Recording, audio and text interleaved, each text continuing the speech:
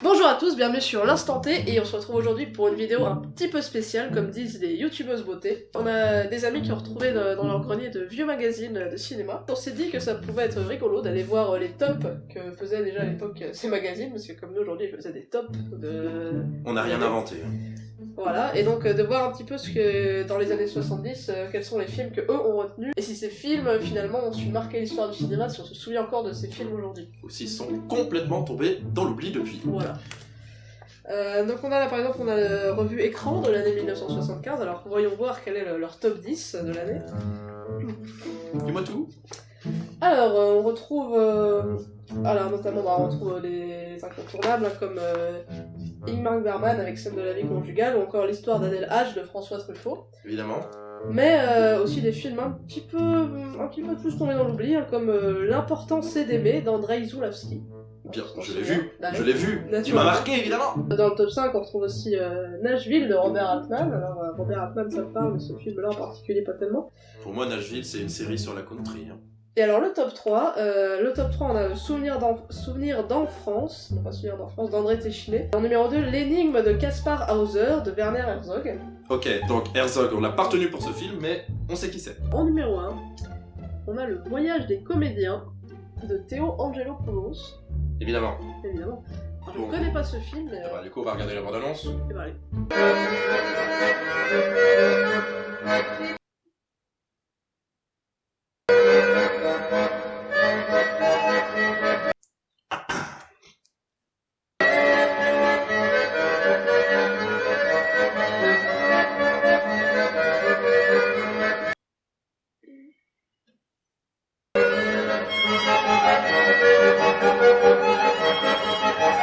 Bah ça a l'air bien. Eh bah écoute, pourquoi pas. Non, en fait, réellement, ouais, ça me rappelle un petit peu des vieux Fellini avec une bande d'artistes dans un contexte social en fait un petit peu particulier. Oui, enfin, il y a beaucoup de gens qui marchent, quoi. Bah écoute, vous savez quoi les films qui seront en top de l'écran, on va les regarder. Et on fera une vidéo retour pour vous dire ce qu'on en a pensé. On est obligé. Ça fera 30 vues, mais on le fera. Enfin si, on arrive à les trouver ces films. Hein.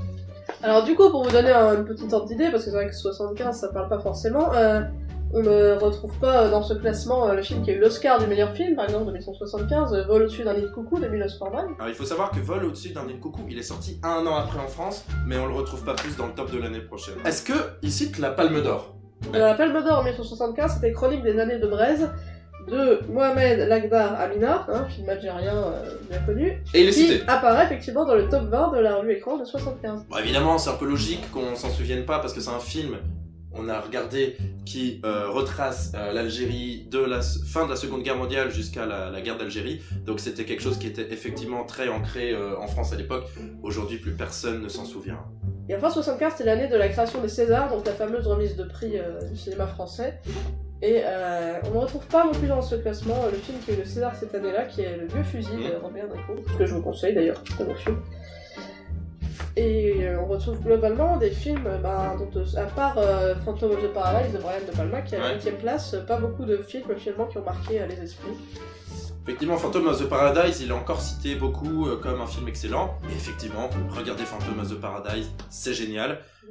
Après, il y a quand même des réalisateurs qu'on connaît, Billy Wilder, Herzog, François Truffaut, bon, Bergman, Marguerite Duras, même si on s'en souvient plus comme romancière.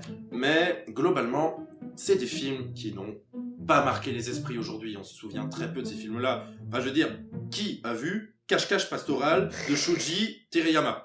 Moi, je l'ai vu 3 fois. Okay. 1976, hein, année faste pour le cinéma, Oscar pour Rocky de Sylvester Stallone. Excellent film, abandonnez toutes les idées reçues que vous avez sur Rocky et regardez-le.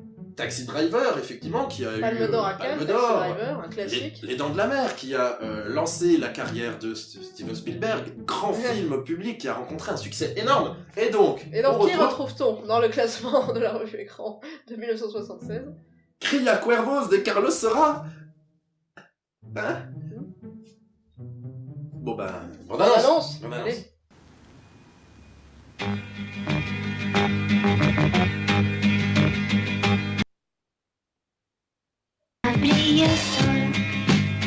y el corazón se pone triste contemplando la ciudad.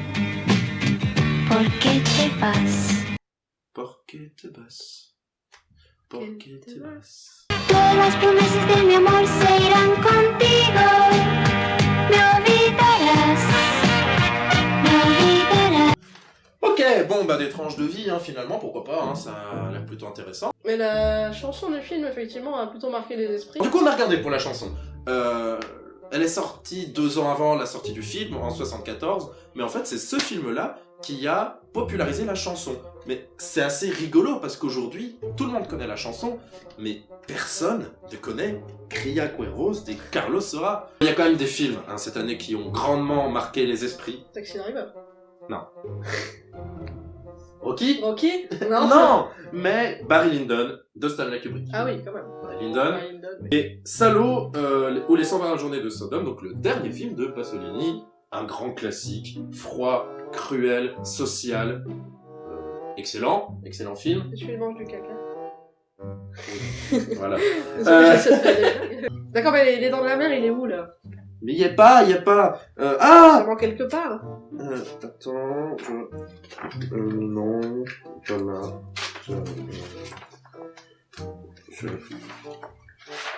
J'essaye de trouver les dents de la mer. Hein. Ah, j'ai trouvé les dents de la mer, j'ai trouvé. Ils en parlent effectivement dans la rubrique box-office. Monnaie. Justement intitulée Money. Découvre que le film a fait 1 130 000 entrées aux États-Unis, et oui. Mais apparemment, pas assez pour qu'il mérite d'avoir droit de citer dans le magazine. Non, ce serait dommage. Mais bah du coup, vu que tu as ce magazine-là, montre-nous le top de l'année 77. On retrouve donc en numéro 5 Les Chasseurs de Theo Angelopoulos, toujours lui, décidément. En numéro 4 Annie Hall de Woody Allen, pour le coup, oui, Woody Allen, un réalisateur très connu. Hein. En numéro 3 Une journée particulière d'Ettore Scola, pas son plus connu, mais je sais pourquoi pas. En numéro 2 Trois femmes de Robert Altman. Non, d'accord. Et en numéro 1 Providence d'Alain Resnais. Ah oui, je connais Hiroshima mon amour, Nuit et brouillard, Alain Resnais quoi. On reste globalement, même en 1977, dans un cinéma très franco-français finalement, et très ancré sur le réalisateur de la Nouvelle Vague. Pourtant, à la fin des années 70, la Nouvelle Vague elle est déjà ancienne. Après, pour le coup, on retrouve quand même des films qui ont pas mal marqué l'année cinéma 77, puis on retrouve le César du meilleur film, Providence, et l'Oscar du meilleur film également, Annie Hall, Ouais. cette année-là.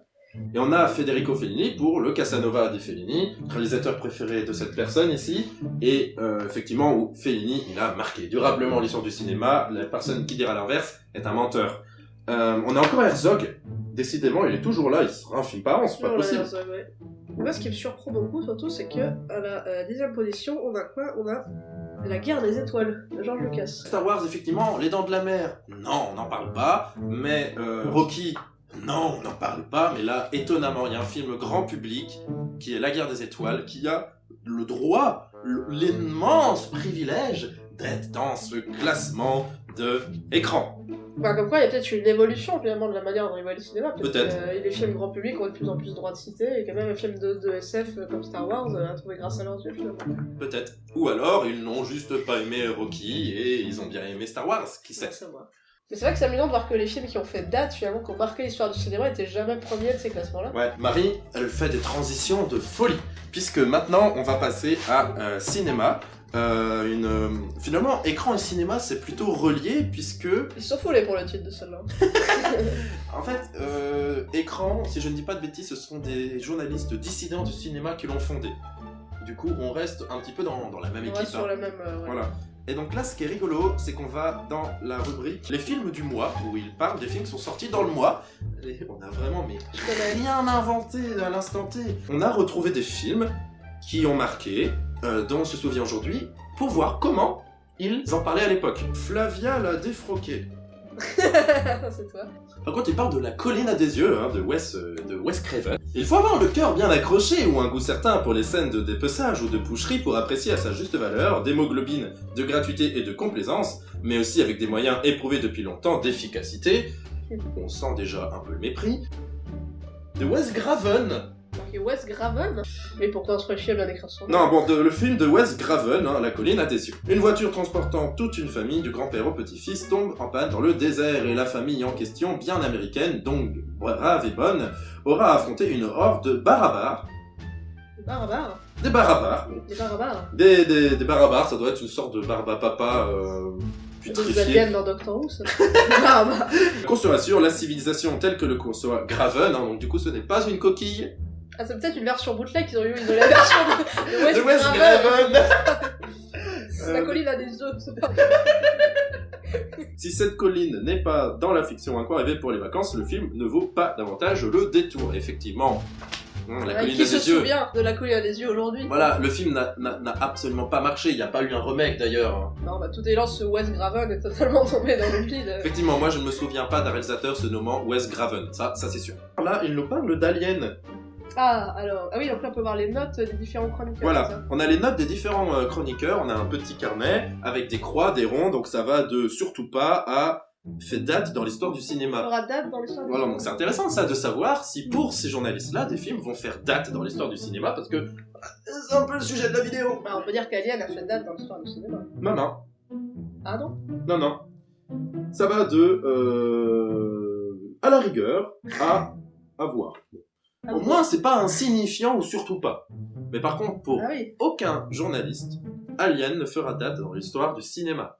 Ouais, c'est même pas à voir absolument. Non, non, c'est à Pourquoi voir, pourquoi pas, si vous avez un petit peu de temps devant vous, vous allez voir ce film un petit peu amusant sur un alien qui tue des gens. Mais bon, rien de bien...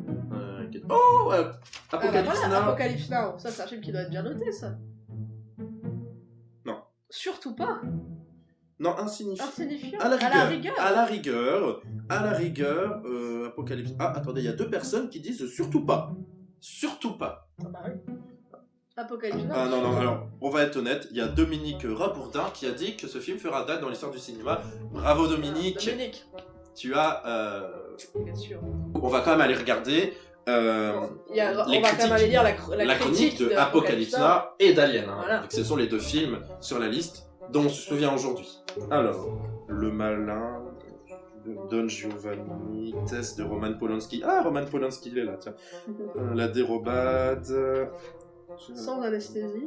Cher Cher Papa Papa. de Dino Risi. Oui, il est Ah. Apocalypse Now.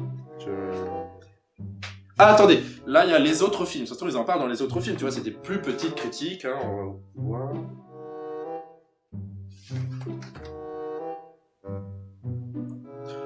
Et ils n'ont pas pris le temps de chroniquer Apocalypse Now et Alien. Ici, nous avons les films de ce qu'est mars 1979. On peut donc voir qu'est sorti cette année-là La Frisée au lardon, hein, que le magazine déconseille fortement. Ah, donc dans des films donc on a un peu plus retenu, enfin dans le nom un peu plus resté à la postérité, Nosferatu, Fantôme de la nuit, de, encore une fois, Herzog. Werner Herzog, remake de Nosferatu, le vampire de Murnau, qui était ressorti apparemment ce mois-ci. Et donc sachez que le film Nosferatu, Fantôme de la nuit, le remake donc, plutôt mal reçu par l'équipe de cinéma, qui le note entre 1 et 2 étoiles, donc à la rigueur. Ouais, c'est vrai que pour l'avoir vu récemment, ce film est plutôt décevant. Enfin, moi, il m'a plutôt déçu. Mais après, le film, on s'en souvient quand même. Moins, notamment, que le film de Murnau. Qui lui, évidemment, noté fera date dans l'histoire du cinéma. Enfin, C'est un peu facile de dire quel film va faire date dans l'histoire du cinéma une fois qu'il a déjà marqué date. l'histoire du cinéma. moi, je vous le dis. Je pense que Citizen Kane, ça va être un carton. Par contre, petite anomalie, si j'ose dire, on note que Superman, le film, Ouais. a pas mal divisé. Il est noté effectivement insignifiant, mais aussi à voir.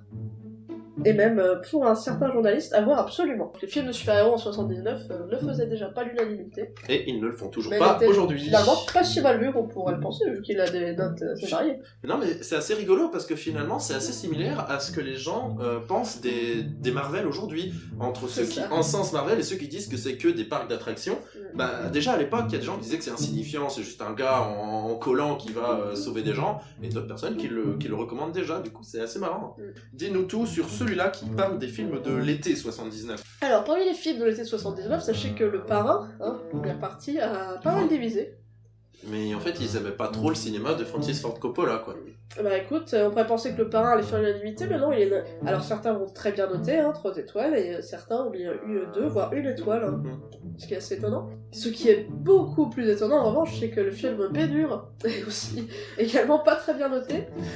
Ça va de 1 à 2 avoir étoiles. à la rigueur. Ben-Hur, ouais, voilà, ça passe, c'est sympa, quoi. Bon, il y a des chevaux, c'est sympa. Ouais, bon, faut aimer les chevaux, quand même. Ah, mais il y a l'exorciste. Oula, attends, alors on a 3 insignifiants, à la rigueur, et un seul avis à voir. Ben-Hur, Exorciste et Le Parrain, aucun journaliste n'ont pensé que ces films feront date dans l'histoire du cinéma. Évidemment. Bah, et qui se souvient du Parrain? Qui se souvient de Ben-Hur? L'exorciste. L'exorciste, bon. Voilà. Que peut-on retenir de ces magazines de cinéma, finalement? Bah que c'est assez amusant finalement, aujourd'hui, avec notre regard moqueur, c'est facile de se moquer de ces journalistes. Puis c'est marrant aussi. Mais c'est marrant. Mais effectivement, il faut pas oublier que ce sont des journaux un peu spécialisés dans un cinéma dit d'auteur. Le fait est que la plupart de la presse spécialisée cinéma a cette direction-là, à part quelques revues comme Mad Movies, c'est globalement ce genre de magazine qui fait autorité, et c'est assez amusant de voir que c'est ces magazines-là qui pensaient que des films comme Apocalypse Now ou L'Exorciste n'ont absolument pas date dans l'histoire du cinéma, voire étaient totalement anecdotiques. Voilà, il faut pas oublier également que c'était beaucoup plus difficile, des fois, d'aller voir certains films américains. Donc c'est évident qu'il y a des films européens, voire français, qui sont en majorité représentés, parce que la mondialisation n'était pas non plus à ce point-là. Du coup, le cinéma américain n'était pas encore ancré autant qu'aujourd'hui. Finalement, on se moque, mais on pourrait se demander quels films sortis en 2018, en 2019, feront date dans l'histoire du cinéma. Je pense que dans 40 ans, quand on en pense, il y a des chances qu'on se souvienne des Marvel.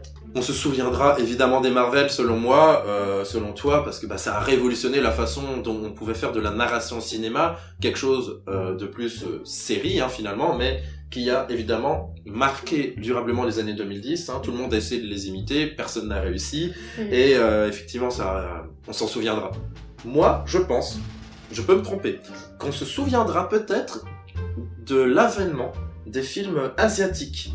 Par exemple, Parasite, qui a fait grand bruit, qui est nommé aux Oscars, qui entraîne avec lui finalement plein de cinéastes asiatiques qui ont vraiment une nouvelle lumière. Je pense à Park Chan-wook par exemple, au cinéma chinois avec beaucoup de thrillers, des polars, et peut-être, ça se trouve, rien du tout. Koreeda, finalement, qui a eu une palme d'or. Bon, alors, on a bien vu que des fois, les palmes d'or tombaient complètement dans l'oubli. Chronique des années de braise. Mais je pense que on se souviendra de la fin des années 2010, les années 2020, comme, finalement, la revanche du cinéma asiatique. Voilà, donc on espère que cette vidéo vous aura plu. C'était une vidéo un petit peu improvisée, comme ça, pour revenir un petit peu sur comment on voyait le cinéma avant et sur comment ça a pu évoluer. Moi, j'ai bien aimé. Je pense qu'on refera des vidéos un petit peu hors format comme ça, c'est marrant. En tout cas, dites-nous ce que vous en avez pensé, dites-nous vous, votre avis, quel film de cette décennie on retiendra dans 40, 50 ans. Et surtout, abonnez-vous à la chaîne, partagez la vidéo, toi-même tu sais. On se retrouve début février, où nous, on va faire le bilan des films qu'on a vus dans le mois. Ça se trouve, dans 40-50 ans, des gens tomberont sur la vidéo et diront « Bande de cons ! Quoi, vous avez adoré ce film et personne se souvient de Le lac des oies sauvages, enfin !» On remercie Pauline et Julien Canard-Cerizel qui nous ont prêté ces magazines. Un petit bisou. Et regardez Rocky. Regardez Rocky.